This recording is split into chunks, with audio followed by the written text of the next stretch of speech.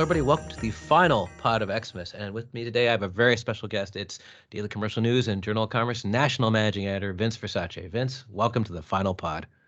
Thanks, Warren. Thank you very much. Great to be here with our longtime listeners and new listeners to talk about the year that is just about to wrap up for us. And since this is a podcast, this may be your first of the 5 pods of Christmas. So what the idea is, we talk about the stuff we covered this year, and then we go into what we think might be the big deal stories in the future, ideally 2022, but beyond that as well. So Vince, take it away. What did you think were the big stories of the year? Well, and I'm sure most of the other pods will say the same thing that we do. Like, you can't talk about the year in review without talking about COVID and its impacts on this industry, right? No. We can. It's been interesting to see how the industry has reacted to COVID this time around. When I think back to our last year in review last year, we were talking about how the industry went through the shock and awe moment, trying to readjust, trying to kind of figure out its place in a very fluid situation where society is trying to find its place and what they're supposed to do. Mm-hmm. But I think it's a different story this year. If anything, through our reporting, through work that you've done and your colleagues on the team, and from what I've seen through interactions with stakeholders, the industry started to innovate and figure its way and how to work and how to keep the projects going and how to keep their workers safe. It was never all foolproof or not controversial. We saw debates around testing on work sites and what is right, what isn't right. The same arguments we're seeing played out in the regular commercial media about, hey, leave my body alone, don't tell me what to do, applied in our industry. We saw those as well. But beyond that, we kind of saw how this industry tried to figure out the other ramifications that really reared their head this year of the pandemic. And in particular, it's talking about material costs. It's about delays in supply chain. Those two particular items caught my attention the most this year. Not that I thought the occupational health and safety side of things wasn't important, but it was interesting trying to see the industry, whether residential or ICI, trying to keep running, keep moving, keep building, but with a bunch of new constraints at play because of what's happened through COVID, right? Mm-hmm. I know you saw that. You did some discussions as well, some pods around supply chain and the issues there. And what strikes me is the facts that we learned, because as a consumer, I was going through it. I'm going through it right now. I'm trying to get renovations done in my home. But, the costs that were quoted at the beginning of our house hunting for potential stuff to now, it's, we're looking at about, depending what the material is, it's 8 to 22% increase. Wow, on the that's project, crazy, right? And that's a house, not that's a house. multi-level building or something. Exactly. So, when you look at there was an outlook done by JLL Canada that we reported on, and it was one thing about just shipping across the Pacific. And that's kind of a key thing we don't think about it. That all impacts construction and consumers and supply chain, right? Whereas the typical trip of a big cargo ship from loading to unloading would take about 20 to 30 days. Now it's 79. Some of that's COVID, but I was listening, I think it was about a month ago, a New York Times podcast, and they were talking about a lot of it is because shipping containers are such a premium, people can charge extra for them, which delays everything, but also means you have to pay more for the shipping containers, and that goes on down the line. So yeah, it's all spread out, right? And then when we're looking at StatsCan reporting about project pricing, non-residential projects costing now about 8.3% more. StatsCan was reporting. But residential is like a whopping 20.3, if memory serves right. I think it's about 20.3% is the increase on residential projects right now. The difference from 2020 to 2021. And that stuff gets passed on to the consumer, right? But that also creates the bottlenecks in the industry, right? It's construction, suppliers have to buy at a certain price. That means they have to flip that material over to a certain price. And all that price increase, of course, already constrains an already constrained labor force, which is a story that you and I have been dealing with for all our years, collectively, you and I, with the Journal of Commerce and the Daily Commercial News, right? There's always been a tight labor force. We've always been known about the impending labor shortage, which has been underway now for 2 years. And this is just adding more of that. So it's kind of fascinating in a way this year. Not that you sit there with popcorn and eat it as you're watching it. No. Alex Carrick does. Alex Carrick does do that, but we don't. Maybe he does as a chief economist. But for us, like we heard it in our interviews, we heard it from stakeholders, trying to find out a little bit of intel or what we may learn about what's afoot, or if there's relief coming for some of this, because some of these companies are making some really tough decisions. I mean, Mm. ultimately, construction in Canada, I've thrown out the stat continuously, right? Depending what numbers you look at, it's between 72 to 78% small mom and pop kind of operations, 1 to 20 Mm. employees. Factor in all those type of constraints, the new health and safety measures that they have to do, the tightness on the labor market, the cost of materials to build. I mean, it's been interesting to watch the industry try to keep it going. And that's what's Mhm. fascinated me. That's been the story, almost like we talk about the resilience of the human spirit in the middle of this pandemic. And that's a story for other papers to tell, but we can tell it too. But it's the resiliency of this industry being tested like it hasn't been tested before. Yeah, and they're still building, so and they Yeah, haven't really stopped. yeah, Except in Ontario, I guess they'd had to for a little bit, but once that and was off the table, yeah. yeah, and even then, that was debatable how much the lockdown really was. It depended who you were Mhm. talking to, right? And we debated it. How much was that lockdown? How much wasn't it a lockdown of certain construction services, depending when Mhm. they started? But so for me, that's been the story. Like, yeah, I can say just COVID's been the story this year, but I think it's been the ramifications more so really on the construction cycle. For me, that's been the newsmaker and trying to Mhm. see how this industry reacts to that, right? Like there was a story that may have been Russell, but there was a quote from a Western Lumber Retailers Association, and this struck me. Like they were talking about the cost to ship material, typically from BC to Toronto, would be about $4,500, Mhm. and now it's 12,000.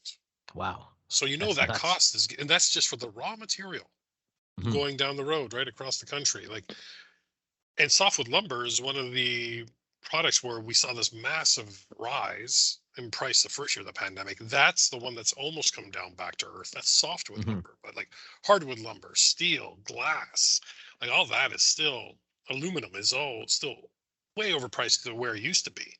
Mhm. So that's going to be interesting to see next year. And people like Alex, what happens with that material pricing? Does it start to come down eventually, and or does it stay there? Because we're talking basically about inflation, right? Mhm. And the rest of the construction industry trying to react to that and accommodate it somehow. So I'm fascinated to see what that is, and how it turns out. Overall, the industry's had a lot of interesting stories too. Like I think there's the stories about how the industry's stepped up Mhm. to help communities as well in the middle of this, right? And also to address some really dark spots of the industry. It has been interesting that, and the dark spots are not COVID related. But No. over the last year, we've seen that continuation. You've seen it. You've done some of the interviews about Mhm. the, equity on work sites. Yeah, About yeah, that's the, true. you know, much more than ever before. We're seeing a lot more of the drive and growing acceptance of women as part of as the labor force. Right? It's still Mhm. a battle. It's still a small number, but we've finally seen some traction, and COVID's kind of helped trigger that a bit. We're seeing kind of these renewed ways to try to recruit and talk about the trades and recruit people to the trades and trying to identify the trades as a viable career to people younger in school. Like never Mhm. before have I seen what I've seen over the last year and a bit in the 15 years of being with the DCN and the JOC. Have I ever seen that this much more of a elaborate grassroots reach out to high schools and colleges, in particular high schools, Mhm. and that's, I wonder if that would have ever have hit the pace and cadence it has now if it wasn't for the pandemic. I'm not saying the Uh, pandemic's a good thing, but it no. really forced that inward look, didn't it? Yeah, on all fronts, I think. Russell even mentioned this on his pod where he talked about how if you want to get, I'm not gonna say kids, but youth to go into the trades, it's got to be safe, and that kind of tied into his St. Patrick story, Hmm. but this applies here too. With all the COVID stuff and everything else, nobody's gonna go on that site if they don't feel safe, particularly a young person, so who has no experience really to go out to Yeah, fall back on. yeah. And that's the reality of it. But yet there's a bit more of a coordinated effort, it seems, in a lot of the Mhm. major construction jurisdictions in Canada to really start trying to address that. Because as we talked about a few minutes ago, as I mentioned the impending labor shortage you and I used to write about a lot. It's not impending, it's Mhm. here. Yeah.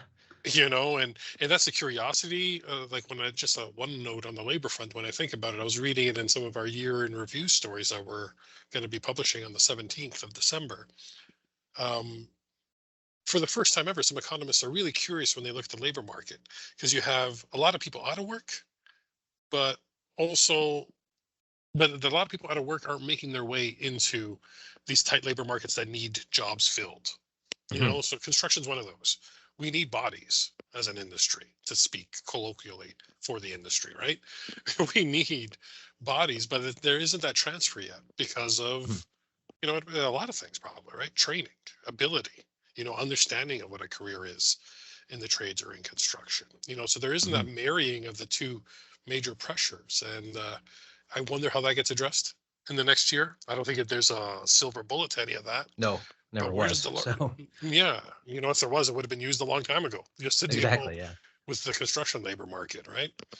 Hmm. So I'm curious to see with that looking ahead and looking at a 2022, as we sit here and you hear the talks of the fourth wave and Omicron, and, it's not going away. So this industry, once No. again, has to do what it does best, which is dig in and get her done, to use the Hmm. term, right? That's the one thing they've been proving. This year, they've been figuring out how to operate in the parameters of the pandemic more so than the first year. So where does that lead us next year, right? And I'm curious to see that, and curious to see what we bring up. Me too. And but just from talking, this is not related to the five pods, but just from other things we've covered, it looks like infrastructure is going to mean a lot more health facilities, like and different forms of health facilities too, because you have to address the fact that, well, you can't have everybody packed into a waiting room anymore. You've got to figure out different ways to do this stuff. Yeah. And what happens with commercial construction? Hmm. Yeah. You look at so many companies where this is a question that has been bantied about before. It's like, okay, a lot of people went remote. Some have started going back, but I don't think it's been at the pace people expected. People to go back No. to their offices in downtown cities. I know of more organizations where we deal with, whether as sources or partners, that are still remote. Hmm. They haven't made the move back, Or they plan because to, and then circumstances overtake them. yeah, exactly. And it's just, and some of them find the efficiencies, in the Hmm. remote work, and it's like, okay, well, is this sustainable though? Is it sustainable still to be at home? Yes, we found efficiencies under a time of duress, but is it sustainable? And I don't know if that question gets answered in 2022. Probably not, but I think it gets pushed, I think depending on how it'll get this thought next wave upon. goes. Yeah. Yeah, Yeah, I think so. a lot more. The exploration to the answer to that question for sure. Hmm. But I look at this year too, talking about the things, the industry looking inwardly at itself. One of the other things, and we really dove in on it. You and the team really dove in on this with our cracks in the foundation, mental Right. health and Yeah. substance abuse in construction. There's the mental health aspects of COVID that have caused every industry, including construction, or every business, mostly every business, to kind of look at the mental health of their workers, right, and where they're Hmm. at, because this has caused stress.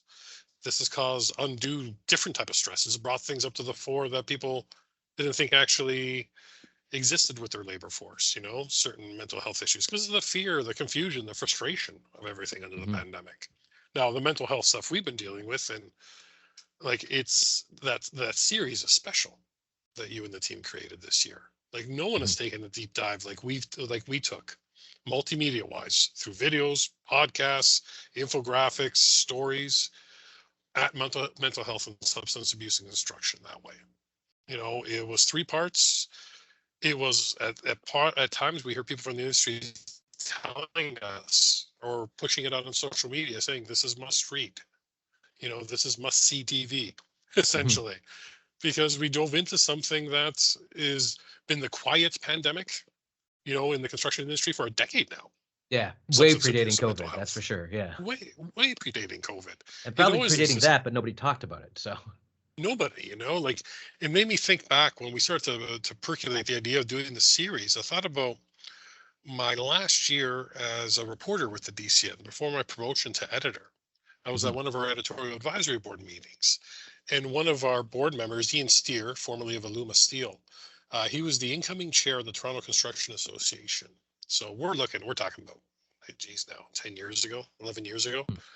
And I remember Ian and I talking before that meeting, and he's like, "Have you heard about opioids? Have you heard about fentanyl? Have you heard about the drug issues that are happening? You know what I mean, in construction?" And I remember then that discussion where we're trying to have it with our board members. Not everybody kind of was aware of it, or they were aware of it. They didn't think it was that serious. They just thought, well, it's kind of commonplace. And I think that's what we discovered in doing our series. It's a hard industry, right? People are in pain. They try to get through. So they try to get through, sometimes medicated with over-the-counter stuff that they can find, right? And so it's been there, and it's been a quiet pandemic for a while. And I was really impressed with the work that the team did in diving in on that. I'm not sitting here to just pat ourselves on the back, but to take that dive and to tell some really riveting stories of overcoming mental health issues, overcoming substance abuse. Like, there was some stuff that I learned about some people that are in this industry that now are advocates, or just examples of what it means to kind of dive in and try to improve yourself, better yourself, make yourself healthy and whole, right? It's one thing to hear the stats or even read our stories, and it's another to hear these guys say the hell they went through, and it is a hell that they went through. Literally, and so that's, it made 2021 for us as a year in review. I think that's a major story in the sense that the industry started to look at itself a lot more inwardly and looking at all those factors, right? And we tried to do our best to kind of share it, and it's not like we stopped writing about it, but hopefully we help some people along the way. Some of you that listen to these podcasts around the Cracks in the Foundation series, I'm sure heard some riveting stories. I know, because I was riveted. I know I have a vested interest, but I share that stuff with people that aren't in our industry, or heard from people in other commercial papers reaching out and going, hey, how do I get in contact with that guy? I'd like to talk to him. And that is something, that is something, it's not, it'll get lost in the milieu of when this pandemic is behind us, possibly, but I think that it'll have a lasting impact, that people are advocating and talking more about the stories of pain and strife and suffering and overcoming. And I think that's key to the labor force. We talk about the labor force. You need a healthy labor force to build. It can't be a broken one, right? So I think maybe that's the challenge to this industry as well, going into 2022, kind of picking up more of these pieces that they started to put together in 2021 and executing better plans. I'm curious to see what happens with that. You have BCCSA, they did their thing around Remind, their whole program there, mental health stuff, and, to address, the increased suicide rates in construction and mental health strife. Like, programs like that are an example in this industry, to be replicated. I mean, there's something to copycat each other on stuff that helps people's mental health and well-being, right? It doesn't have to be proprietary like some of the innovation stuff you and I have tried to cover. Whereas it never sees the light of day, or stays, just tied to one company because they don't want to share it because it's a competitive advantage. I would argue that the competitive advantage for the industry to be viable as a builder of Canada is that everybody has resources around mental health and substance abuse. There's no upside to not doing that, frankly. Yeah, exactly. Right. And now's the time, because things are getting turned on their head. So why not now focus a little bit more on that, for sure. Right. So. And I was thinking about, we talk about the hard nuts and bolts stuff, and this is probably part of the pod that I wanted to talk about as well. Is like, this year our team did a live stream. We did federal election live. That was a learning curve. I've done a lot of video and TV stuff in my time, but I had to, from the ground up, figure out how to do that. So that wasn't easy, I got to say. That's true. Like, it's major kudos to you. You know what I mean? And I want to share that here on the pod.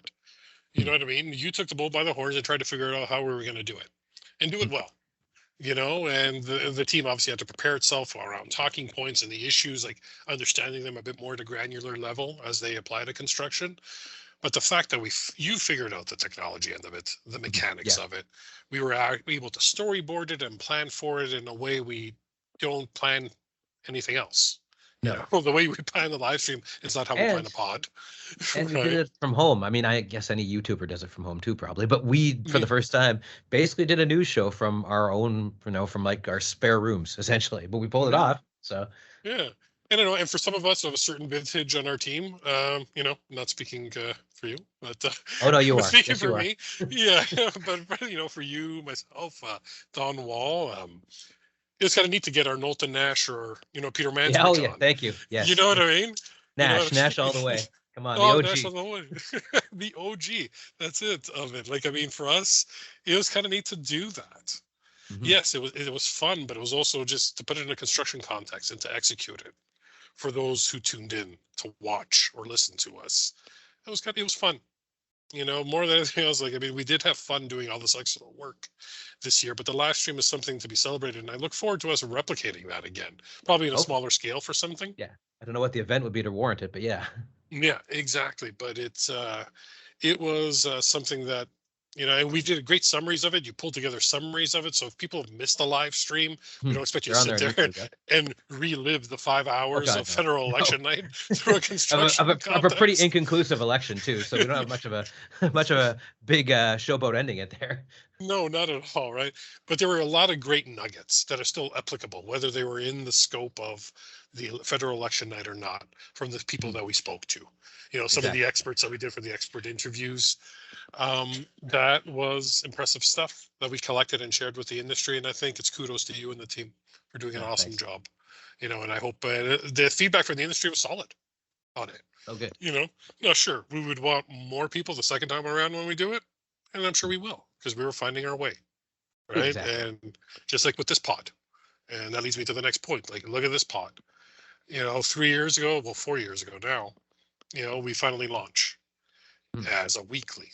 Was it even bi-weekly, Warren? I can't remember now. I think it was Like, bi-weekly. it was Yeah, I think it was bi-weekly, bi-weekly. right? It was like Yeah. every other Friday. So we were coming Mhm. out twice a month. And not to the fact that we're like twice a week, which was a Yeah. change that happens halfway through the pandemic. And this is But daily, but don't expect that to continue, listeners. yeah, That's a no, lot of work. that is a lot of work. But looking at the year-end numbers, the podcast growth, the construction record, it once again continues to establish itself, as the Okay, good. preeminent, consistent podcast in the construction industry. We've once again won accolades as one of the top 5 construction podcasts on the internet, Hmm. top Canadian construction podcasts on the internet. We've received those accolades, but also just looking at our numbers around unique downloads and streams, we doubled from Oh, last year. good. Good. Each year, we're doubling our reach.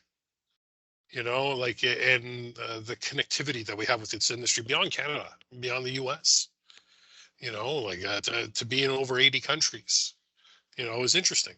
Like it's kind of neat to see the 5 downloads sometimes per episode from a place like, Nigeria, India. No idea Like, why, but no idea why, thank but you. something there. You know what I mean? We'll take it. Yeah. Obviously, Canada and the US are our major areas where this pod's listened to, but the UK is a strong third. Hmm. Germany's a strong fourth. Ireland, I think, is still it's coming in fifth with our numbers. I think that's really helpful because we did that cross pod. Remember at the beginning of Exactly. the Yes. I remember pandemic with that. Live Costs, the great podcast that they have there in Ireland. Through our friends there, I think that there's been a leveraging of each other's footprint that's still carried over. And you see it every week. You talk about the pitches that come your way around the Yeah, pond, and it's we do see yeah, quite a few. see quite a few, and they're not always just Toronto centric. They're not always Vancouver centric or Canada centric. No. The American market sees the value of talking to us to share their Mhm. industry. That says something around this pod. And when you look also at the top pods that were downloaded this year, look at the topics. It shows you where the mind is at of this industry. Like our top Hmm. pod was a surety pod. Surety and All right. insurance Yes. was the most Yes. downloaded pod of the year, part 1 of that series that you headmanned and hosted Ah, with yes. FCA Insurance. Right. Yes. That first part was the most downloaded podcast of the year, and that was back in June. And there have been a Wow. lot of quality podcasts since.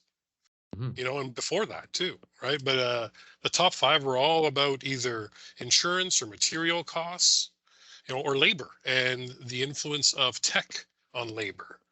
Those are the topics that really drove the pod that our listeners responded to. So that tells us the story as well for how we recalibrate for 2022, I Hmm. would say.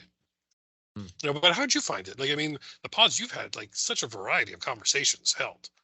this year, Yeah, no? it's tough to narrow anything down because I've done so many of them that they all kind of mush together into a big soup, honestly. Right.